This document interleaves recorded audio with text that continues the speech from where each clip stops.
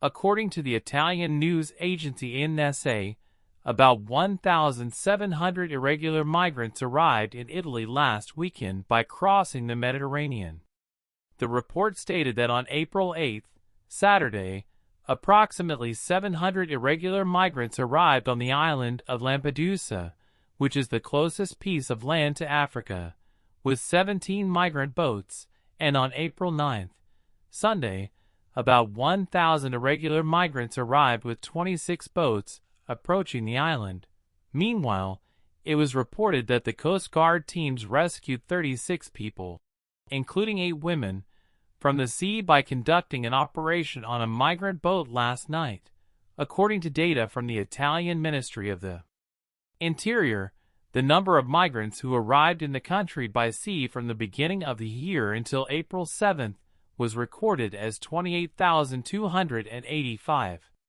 The same figure for the same period last year was 6,938. On the other hand, according to reports in the Italian press, due to the fact that the boats used in the increasing irregular migration are mostly departing from Tunisia, Italy's Deputy Prime Minister and Foreign Minister Antonio Tajani is expected to discuss this issue with Tunisian Foreign Minister Nabil Amar in Rome this week. Irregular migration problem in the Central Mediterranean. The Central Mediterranean route is one of the prominent routes in recent years in the irregular migration flow towards Europe. In this route, irregular migrants who call for help at sea are generally rescued by European civil society organizations, instead of European government officials. These NGOs sometimes have difficulties in evacuating irregular migrants they rescue due to the EU member states' failure to provide safe harbor.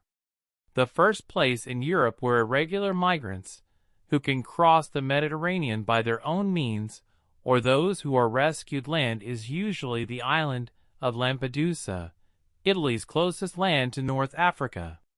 Every year, many irregular migrants lose their lives while trying to cross the Mediterranean due to boats capsizing or being overcrowded, causing a lack of water and air.